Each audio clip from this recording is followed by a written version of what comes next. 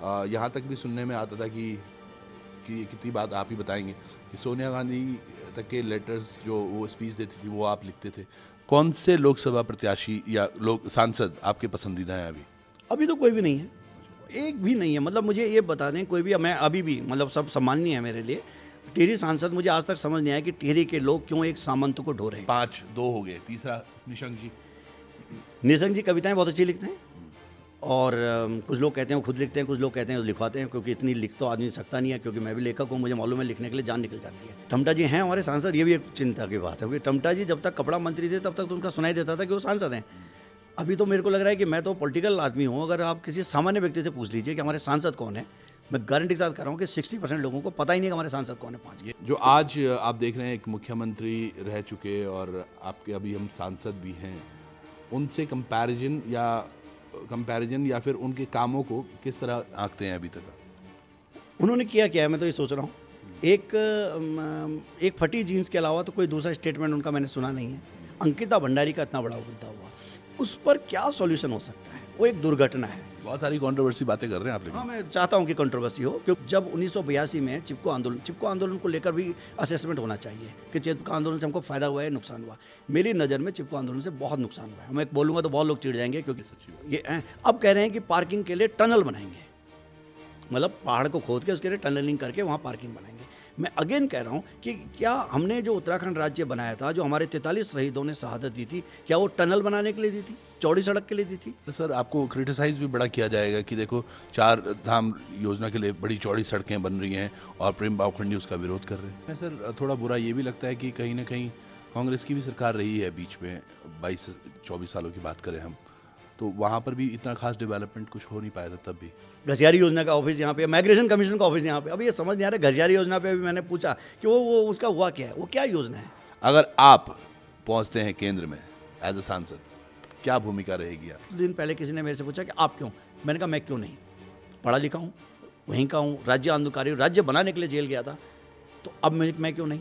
जब वो लोग लड़ सकते हैं, वो लोग सोच सकते हैं, जो 4 लाइनें डेवलपमेंट मॉडल पे बात नहीं कर सकते, मौन रहते हैं। अंकिता भंडारी जैसे इतना बड़ा हादसा हुआ उस पर मौन है, जो राजधानी के मुद्दे पे मौन है। इतनी बड़ी 4 जो सड़क बनी है, 15,000 करोड़ रुपए का बजट है, यूजलेस, मेरी नज़र में टोटल यूजलेस है। जब हमारे भगवान ऑल वेदर नहीं है तो हमारी सड़कें ऑल वेदर करके क्या करोगे, उसके रास्ते को ऑल वेदर करके क्या करोगे? प्रणाम, नमस्कार।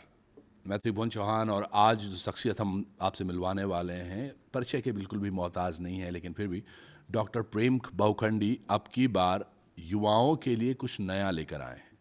क्या कुछ मौका है, इनसे जानेंगे।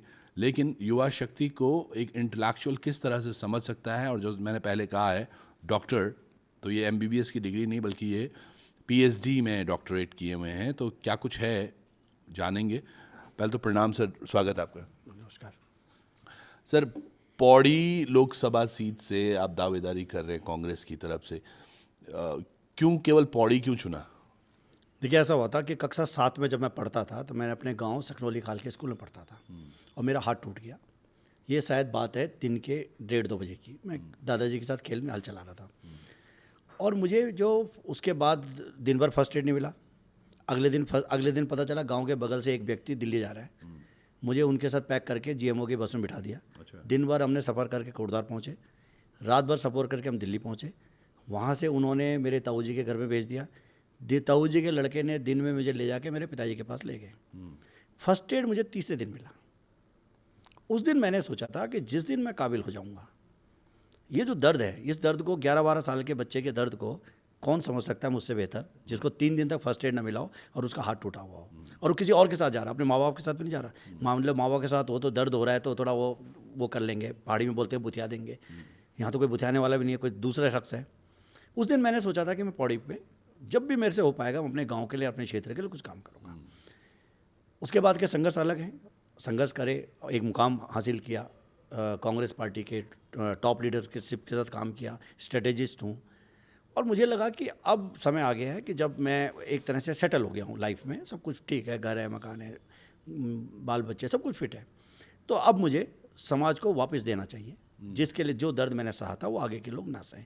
इसलिए मैं पौड़ी के लिए मैंने दावेदारी करी। नहीं सर, पर जैसे आपने बोला वो बहुत अच्छी पहल है, पर जब आपने कहा कि अब मेरे बच्चे सेट हैं, सब कुछ सेट हो गया, यहाँ तक भी सुनने में आता था कि कितनी बात आप ही बताएंगे कि सोनिया गांधी तक के लेटर्स जो वो स्पीच देती थी वो आप लिखते थे, तो ये तमाम चीज़ें थीं, तो तब नहीं लगा कि यार अभी भी परिवर्तन मैं कर सकूँ? बहुत कर परिवर्तन किया मैंने। अगर आप देखेंगे कांग्रेस का 2017 का घोषणा पत्र, 2022 का घोषणा पत्र, अभी आज ही विधानसभा में विक्रम नेगी जी ने आशुतोष नेगी या बाकी लोगों का, जागो उत्तराखंड, इन सब का बारे में, अंकिता भंडारी के मामले में जो मामले उठाए वो मेरे ही निवेदन पर उठाए। कांग्रेस के अंदर में बहुत सारे काम परिवर्तन किए हैं। 2012 का चुनाव, उत्तराखंड का चुनाव मैंने देखा था, तो जितना मैं कर सकता था, अब हर एक की एक सीमा होती है। मैं तब तो ओएसडी था ना, ओएसडी के तौर पे मैं जितना कर सकता था मैंने किया। लेकिन अब अगर उससे ज़्यादा करना है तो आपको अपनी खुद की शख्सियत होनी चाहिए। आप किसी टीवी चैनल में नौकरी करते हैं और आपका अपना चैनल है, दोनों में अंतर होता है। बिल्कुल, ये बात तो है। अब क्या देखते हैं आप? पौड़ी आज एक लोकसभा को देखिए फैली हुई बहुत है, केवल ये मतलब पौड़ी का ही नहीं, रामनगर भी थोड़ा सा जुड़ता है, टिहरी का भी हिस्सा जुड़ रहा है। इतनी बड़ी लोकसभा के लिए क्या कुछ है प्लानिंग्स आपके दिमाग में अभी? देखिए, प्लानिंग मेरे दिमाग में, मैंने हमेशा कहता हूँ कि मेरे चूँकि डॉक्टरेट जो है उत्तराखंड के ही मुद्दों पर है। मैं साइंस पॉलिसी का विद्यार्थी हूँ, जेएनयू से मैंने पीएचडी करी है। मेरा हमेशा मानना रहा है कि उत्तराखंड राज्य, अच्छा मैं उत्तराखंड आंदोलनकारी भी था, उस वक्त तो हम लोग इमोशनल थे कि राज्य बनना चाहिए, लेकिन जब मैंने उस पर अध्ययन किया और मैंने उस पर इन डेप्थ गया हूँ तो मुझे समझ आया कि उत्तराखंड राज्य की जो लड़ाई थी वो कोई एडमिनिस्ट्रेटिव यूनिट की लड़ाई नहीं थी। ये बेसिकली एक ऑर्गेनिक डेवलपमेंट मॉडल की लड़ाई थी। वो ऑर्गेनिक डेवलपमेंट मॉडल जो बनना चाहिए था पिछले 23 साल के अंदर, वो नहीं बन पाया। उसका कई कारण हैं। उसमें अगर मैं व्यक्तियों पे जाऊंगा तो बहुत सारे व्यक्ति उसमें कल्प्रिट हैं, लेकिन ये भी है कि जनता ने भी वो डिमांड कभी नहीं करी। पहले हम इंटर स्टेट माइग्रेशन से परेशान थे, बाद में इंट्रा स्टेट हो गया। इंटर स्टेट माइग्रेशन में फिर भी ये होता था कि हम माइग्रेशन करके कहीं जाते थे, दूर दराज जाते, लेकिन हमारा एक पैर गाँव में रहता था। इंट्रा स्टेट माइग्रेशन का नुकसान ये हुआ कि हमने गाँव से पूरा बोरिया बिस्तर समेटा और हम तराई में आ गए, जिसका नुकसान हो रहा है। तो इस पूरी सीट के लिए, खासकर पर्वतीय क्षेत्र पे, जिसमें मैं वनाधिकार आंदोलनों की बात करें, ये जो चारधाम सड़क के जो इतनी चौड़ी सड़क बन रही है उसके खिलाफ का मूवमेंट हो, मैं लेपर्ड और इन सारे मूवमेंट की जो है इनके खिलाफ जो पर्यावरण कानूनों से हमको नुकसान हो रहा है उस पर मैं लगातार काम करता रहता हूँ। तो मुझे लगा कि अब मुझे इलेक्टोरल पॉलिटिक्स में आनी चाहिए, क्योंकि जब आप चुनाव लड़ते हैं तो उसका एक फ़ायदा ये होता है कि लोग आपको ज़्यादा सुनते हैं। वो चाहे आपको क्रिटिसाइज़ करने के लिए सुने या आपके समर्थन में सुने, लेकिन आप ज़्यादा सुनते हैं। वैसे आप सीखते रहिए, किताबें लिखते रहिए। बहुत सारे हमने, मेरे इतने आर्टिकल छपे हैं न्यूज़पेपर में, इतने सारे मैंने टीवी प्रोग्राम बनाए हैं, उतना इम्पैक्ट नहीं पड़ता जितना इम्पैक्ट जब आप चुनावी राजनीति में जाते हैं उस पर पड़ता है। दूसरी बात है कि मैं ये मान रहा हूँ, कुछ दिन पहले किसी ने मेरे से पूछा कि आप क्यों? मैंने कहा मैं क्यों नहीं, पढ़ा लिखा हूँ, वहीं का हूँ, राज्य आंदोलनकारी, राज्य बनाने के लिए जेल गया था, तो अब मैं क्यों नहीं? जब वो लोग लड़ सकते हैं, वो लोग सोच सकते हैं, जो 4 लाइनें डेवलपमेंट मॉडल पे बात नहीं कर सकते, मौन रहते हैं। अंकिता भंडारी जैसे इतना बड़ा हादसा हुआ उस पर मौन है, जो राजधानी के मुद्दे पे मौन है। इतनी बड़ी 4 जो सड़क बनी है, 15,000 करोड़ रुपए का बजट है। यूजलेस, मेरी नज़र में टोटल यूजलेस है। जब हमारे भगवान ऑल वेदर नहीं है तो हमारी सड़कें ऑल वेदर करके क्या करोगे, उसके रास्ते को ऑल वेदर करके क्या करोगे? तो जो पूरे डेवलपमेंट मॉडल का मामला है, मैं हमेशा बोलता हूँ कि हमारे को एक छोटा, हमारे हाइट कम होती है। पर इस पर सर आपको क्रिटिसाइज भी बड़ा किया जाएगा कि देखो 4 धाम योजना के लिए बड़ी चौड़ी सड़कें बन रही हैं और प्रेम बावखंडी उसका विरोध कर रहे हैं। मैं चाह रहा हूँ लोग क्रिटिसाइज करें, मैं खुश होऊंगा। जितने लोग मेरे को क्रिटिसाइज करेंगे मैं खुश होऊंगा उनसे। उसका कारण ये है कि जितने लोगों के रोजगार इसमें जा रहे हैं, ज़रा वो भी तो मेरे पक्ष में खड़े होंगे। जो क्रिटिसाइज करने वालों को ये भी तो देख लेंगे कि कितने लोग क्रिटिसाइज कर रहे हैं। मैं ये कह रहा हूँ कि 15,000 करोड़ रुपए जो इस सड़क पे लगाए गए हैं, अगर इसमें हादसों की बात करें, जो लैंडस्लाइड जोन की बात करें, कितने नए लैंडस्लाइड जोन आ गए। 12 मीटर चौड़ी सड़क, DLPS बोलते हैं इसको, डबल लेन पेव्ड शोल्डर। ये जो इतनी चौड़ी लाइन है, इस चौड़ी लाइन की जरूरत नहीं थी हमको। तो हमने जब जब इसको प्लान कर रहे थे, हमने उस वक्त भी कहा था कि इतने तब 12,000 करोड़ का बजट था। हमने तब भी कहा था कि 12,000 करोड़ रुपए में आप इसके पैरेलल एक सिंगल लेन की पेव्ड शोल्डर के साथ 1-1 मीटर के दोनों तरफ 7 मीटर की सड़क, एक पैरेलल सड़क बना दीजिए। 20-25 किलोमीटर, 50 किलोमीटर इसके आसपास बना लीजिए। उसके 2 फायदे होंगे। जो इसको कहा जा रहा है ना, इसको कहा जा रहा है कि भाई ये सिर्फ 4 धाम के लिए नहीं है, कभी आपदा आ जाएगी उसके लिए भी ये काम आएगी, वार हो गई उस टाइम पे काम आएगी। हम कह रहे हैं कि अगर हमारे पास एक और सड़क होती तो वो ज़्यादा काम आती। तो ये डेवलपमेंट मॉडल का मामला है। तो लोग क्रिटिसाइज करें, कम से बहस तो एक मेरा इंटरेस्ट ये भी है कि बहस हो इस मॉडल के ऊपर, डेवलपमेंट मॉडल के ऊपर बहस हो। तो जो रेलवे टनल्स बन रही हैं, इनके बारे में क्या सोच? सिलकारा हमारे सामने है अभी उदाहरण, जब बना है। हम कभी आपका मौका मिले तो पी साईनाथ की किताब है everybody loves a good drought, कि कैसे 1974-75 में एक प्लान बनाया गया कि कालाहांडी के अंदर दूध सरप्लस है, वहाँ एक नया डेवलपमेंट मॉडल बनाते हैं, और वही कालाहांडी में पहली भूख से मौत ऑफिशियली जो सन 84 में वही है, और आज तक कालाहांडी को सुधार नहीं पा रहे हैं। तो ये जिसने प्लान कर लिया, ठीक है, उस समय बहुत सारे लोग होंगे, पॉलिटिकल लोग रहे होंगे, लेकिन सिलकार हमारे सामने है, कच्चा हिमालय, हम सब जानते हैं कि कच्चा हिमालय है। मैं कह रहा हूँ कि कितने लोगों को जाना है, कितनी फास्ट जाके आप ले जाओगे काम। अभी बात हो रही है कि फास्ट ले जाओ, हमारे पास पार्किंग है क्या? अगर एक साथ 10,000 गाड़ियाँ आ जाएंगी, क्या पहाड़ में हमारे पास पार्किंग है? ये सच्ची बात। ये है। अब कह रहे हैं कि पार्किंग के लिए टनल बनाएंगे, मतलब पहाड़ को खोद के उसके लिए टनलिंग करके वहाँ पार्किंग बनाएंगे। मैं अगेन कह रहा हूँ कि क्या हमने जो उत्तराखंड राज्य बनाया था, जो हमारे 43 शहीदों ने शहादत दी थी, क्या वो टनल बनाने के लिए दी थी, चौड़ी सड़क के लिए दी थी, या हमने अस्पताल बनाने के लिए दी थी, विद्यालय बनाने के लिए दी थी, बाघ हमको ना खाए उसके लिए दी थी, महिलाओं को प्रसव सड़क में देना करना पड़े उसके लिए दी थी, हमारी औरतों का घास लकड़ी नज़दीक आए उसके लिए दी थी। इसमें सर थोड़ा बुरा ये भी लगता है कि कहीं ना कहीं कांग्रेस की भी सरकार रही है बीच में, 22-24 सालों की बात करें हम, तो वहाँ पर भी इतना खास डेवलपमेंट कुछ हो नहीं पाया था तब भी। नहीं, अगेन फिर वो डेवलपमेंट का जो डेवलपमेंट शब्द है ना, उस डेवलपमेंट शब्द को हमें वो देखना पड़ेगा कि डेवलपमेंट हम कह किस रहे हैं। नरेंद्र तिवारी जी के टाइम में बहुत डेवलपमेंट हुआ है, लेकिन अगेन अगर मुझसे आप पूछोगे तो मैं उसको डेवलपमेंट उत्तराखंड के पर्सपेक्टिव में डेवलपमेंट नहीं मानता, क्योंकि उत्तराखंड राज्य की लड़ाई तराई में इंडस्ट्रियल एरिया बनाने की नहीं थी। उत्तराखंड की लड़ाई किच्छा में एम्स बनाने की नहीं थी। हमारी लड़ाई बागेश्वर में, चंपावत में, उत्तरकाशी में, टिहरी में, पौड़ी में, इन जगहों में, और चमोली में, इन जगहों में एम्स बनाने की थी। वो नहीं बन पाए ना। तो जो डेवलपमेंट आप कहेंगे, डेवलपमेंट को अंडरस्टैंड करना पड़े, डेवलपमेंट है किस लिए। अगर वो डेवलपमेंट जिसको हम कह रहे हैं कि डेवलपमेंट हुआ है, मैं कह रहा हूँ डेवलपमेंट हुआ है, उस 5 साल में खूब डेवलपमेंट हुआ है, इंफ्रास्ट्रक्चर में डेवलपमेंट हुआ है, सड़कें बनी हैं, स्कूल बने हैं, कॉलेजेस बने हैं, सब कुछ बना है, बहुत सारी बने हैं। लेकिन अंडरस्टैंडिंग के प्रश्न था कि उसी टाइम में वही दौर था, हमारा ही दौर था, जब ब्यूरोक्रेसी हावी हुई है। क्योंकि आपसे वाकई बात करके बहुत अच्छा लग रहा है मुझे, क्योंकि इंटेलेक्चुअल जैसे ये कह भी रहे थे कि इंटेलेक्चुअल बातें होनी चाहिए। अब इसमें आज के युग में आ जाते हैं, क्योंकि समय भी लोग बड़ा वो देखते रहते हैं। जो आज आप देख रहे हैं एक मुख्यमंत्री रह चुके और आपके अभी हम सांसद भी हैं, उनसे कंपैरिजन या फिर उनके कामों को किस तरह आंकते हैं अभी तक? उन्होंने किया क्या है, मैं तो ये सोच रहा हूँ। एक फटी जीन्स के अलावा तो कोई दूसरा स्टेटमेंट उनका मैंने सुना नहीं है। अंकिता भंडारी का इतना बड़ा मुद्दा हुआ, उस पर क्या सॉल्यूशन हो सकता है? वो एक दुर्घटना है, उस दुर्घटना को भविष्य में ना हो उसको कैसे रोका जाए। एक 2 इशू हैं उसमें। एक तो है कि जो कल्प्रिट है उनको सज़ा मिलनी चाहिए, तो उसमें भी उन्होंने कुछ नहीं कहा, वो कुछ बोल नहीं रहे हैं उसमें। और भविष्य में इस तरह की चीज़ ना हो, उस पर उनका क्या मॉडल है। और मेरे पास मॉडल है, मैं बताता हूँ। मैं क्लियर कट बहुत दिनों से कह रहा हूँ, और ये सिर्फ मैं हिंदुस्तान के लिए नहीं कह रहा हूँ, बहुत सारे देशों में ऐसा है कि कोई भी अगर आप मेरे यहाँ व्यापारिक वो प्रतिष्ठान लगाना चाहते हैं, तो मैं कह रहा हूँ कि कम से कम 25% हिस्सा, उस शेयर, उस ग्राम सभा के लोगों का होना चाहिए, व्यक्ति का हो या ग्राम समाज का होना चाहिए। 25% उस डिस्ट्रिक्ट के लोगों का होना चाहिए। एंड चूँकि पूंजी चाहिए होती है, तो 50% कोई भी आके लगा दे। तो मैं कभी भी अपने गाँव में, अपने घर में गलत काम नहीं होने दूंगा। ये अच्छी सोच हो सकती है यकीनन। एक और 2 क्वेश्चन लूँगा मैं सर आपको, जो मैं सोच रहा था। आपने तीरथ सिंह रावत जी को तो बिल्कुल बोल दिया कि भैया काम नहीं किया। ये 5 जो लोकसभाएं हैं, ऑफ कोर्स अभी उन पर भाजपा काबिज है। कौन से लोकसभा प्रत्याशी या सांसद आपके पसंदीदा हैं अभी? अभी तो कोई भी नहीं है, एक भी नहीं है। मतलब मुझे ये बता दें कोई भी, मैं अभी भी, मतलब सब सम्माननीय है मेरे लिए। टिहरी सांसद, मुझे आज तक समझ नहीं आया कि टिहरी के लोग क्यों एक सामंत को ढो रहे हैं, एक सामंती प्रथा को क्यों ढो रहे हैं। क्यों वहाँ पर एक डेमोक्रेटिक व्यक्ति, देश के आज़ाद होने के 75 साल बाद भी डेमोक्रेटिक व्यक्ति चुनाव नहीं लड़ सकता है और जीत सकता है। मैं अभी टिहरी लोकसभा क्षेत्र में कई जगह भ्रमण करके आया हूँ। अपने पौड़ी वाला जो क्षेत्र था, उसके अलावा प्रतापनगर में मैं गया था अपने एमएलए के साथ, लोकल एमएलए के साथ। कोई डेवलपमेंट वो नहीं करती, वो कभी जाती नहीं है अपने क्षेत्र में, महारानी है।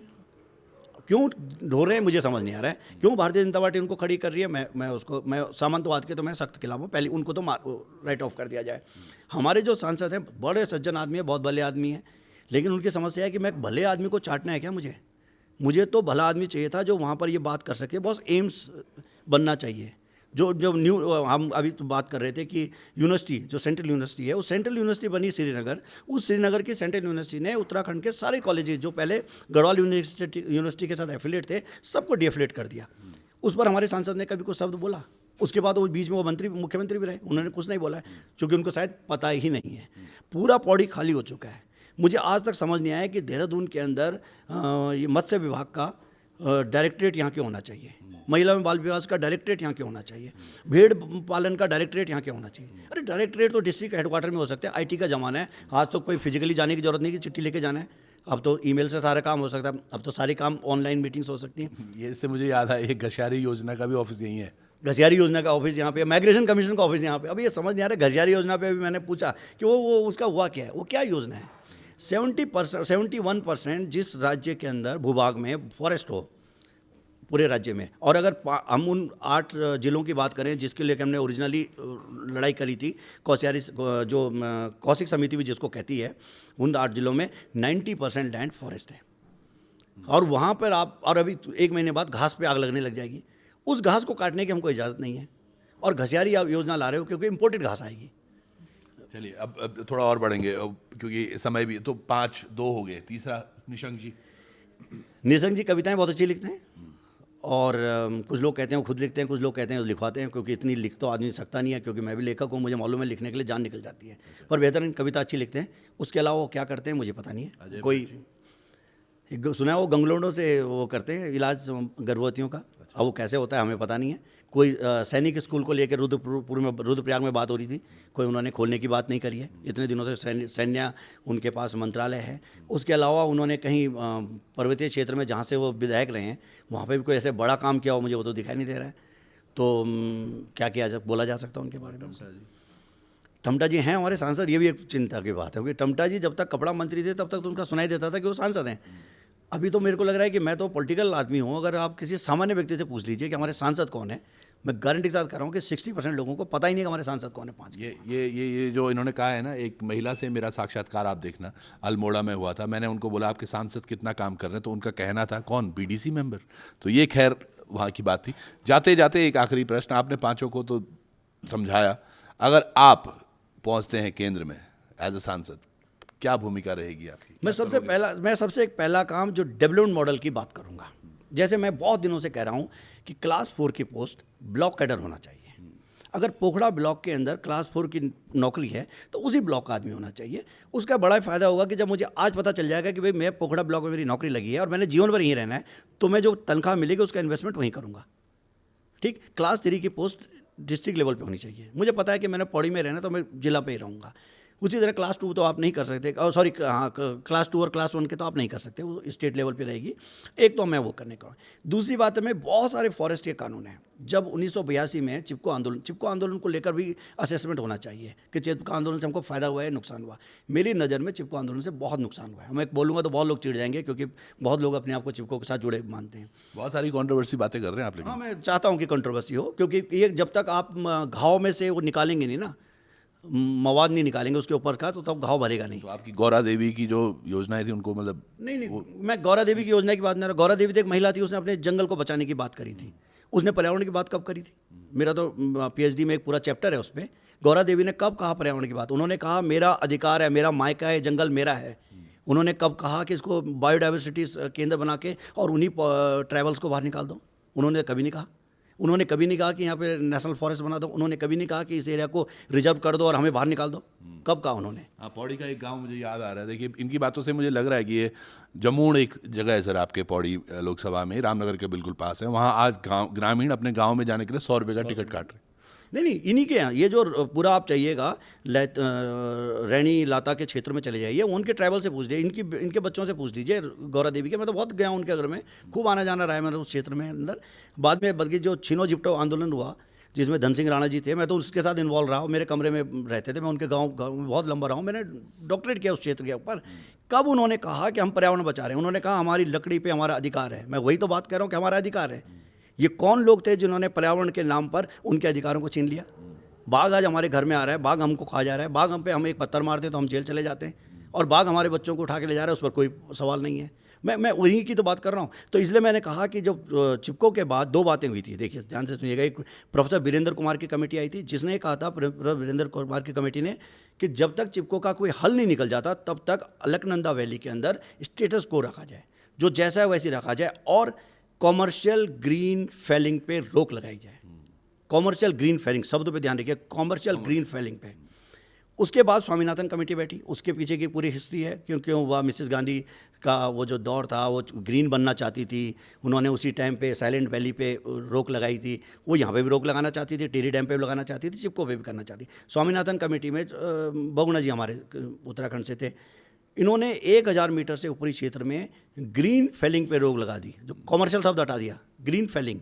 प्रोफेसर वीरेंद्र कमेटी ने ये कहा था कि कॉमर्शियल ग्रीन फेलिंग पे रोक लगानी, वो भी सिर्फ अलकनंदा घाटी में।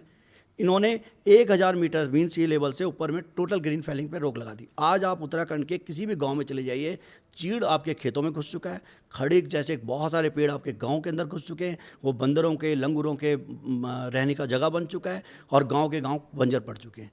मेरे बस चलेगा, सबसे पहले वो जो 82 का ऑर्डर है उसको ख़त्म किया जाएगा, क्योंकि इतने साल में किसी ने चैलेंज नहीं किया। मतलब उसको अगर चैलेंज करेंगे तो 1000 मीटर से ऊपर क्यों ग्रीन फेलिंग नहीं रुकनी चाहिए? क्यों कॉमर्शियल ग्रीन फेलिंग को आप रोक लीजिए। कॉमर्शियल ग्रीन फेलिंग कोई नहीं रोक रहा। चौड़ी सड़क बनानी थी, 56,000 ऑफिशियली पेड़ कटे हैं, अनऑफिशियली कम से कम 1 लाख कटे हैं। अभी दोबारा पेड़ कटने की बात सुनने जागेश्वर में हो रही है, उस पर तो आप रोक नहीं लगा रहे। लेकिन अगर मैं अपने गांव में एक खड़ीक का पेड़ काट देता हूं, मेरे घर के अंदर चीड़ का पेड़ आ रहा है, मेरे को बाघ खा रहा है, मैं अगर थोड़ा सा रास्ता क्लियर करना चाहता हूँ, उस पर पर्यावरण कानून आ जाता है।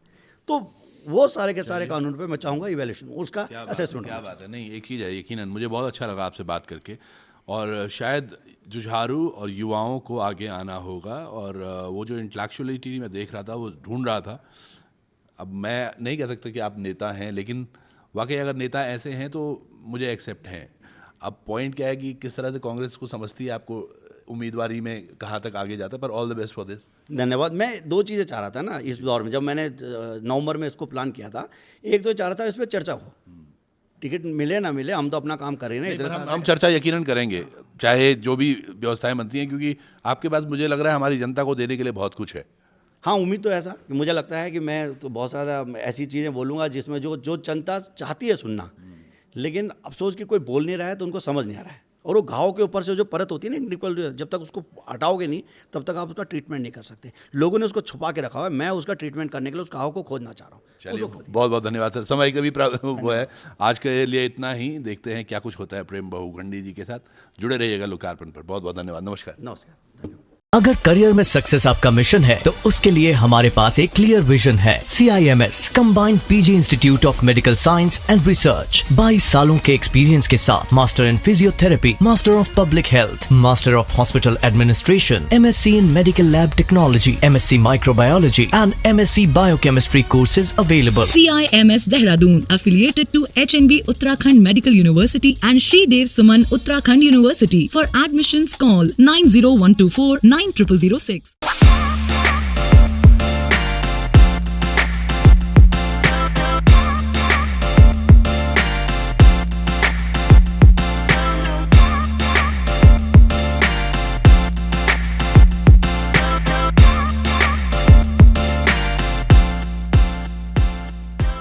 इन्वेस्टमेंट से रिलेटेड अपडेट्स के लिए आपके पास समय नहीं होता होगा, और टेंशन भी रहती होगी कि ये अच्छी अपॉर्चुनिटीज ना मिस हो जाए। तो ज्वाइन कीजिए स्टॉक आइडियाज प्लान जो स्टॉक बॉक्स लेके आया है, और हो जाइए इस टेंशन से मुक्त। Investment in securities market are subject to market risk. Read all the related documents carefully before investing.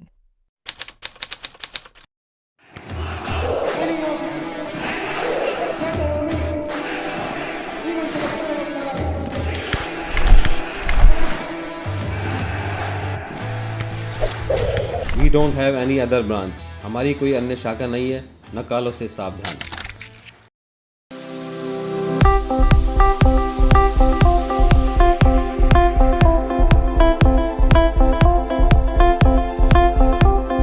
अगर जेब में नहीं है पैसा और खरीदना चाहते हैं मोबाइल, तो आप भी पहुंच जाएं गढ़वाल मोबाइल्स। मोबाइल्स के साथ आपको मिलेंगे एश्योर्ड गिफ्ट्स। भरोसे का हाथ गढ़वाल मोबाइल्स। आप भी अभी फोन करें और नीचे दिए गए नंबर पर अपना पसंदीदा फोन ऑर्डर करें।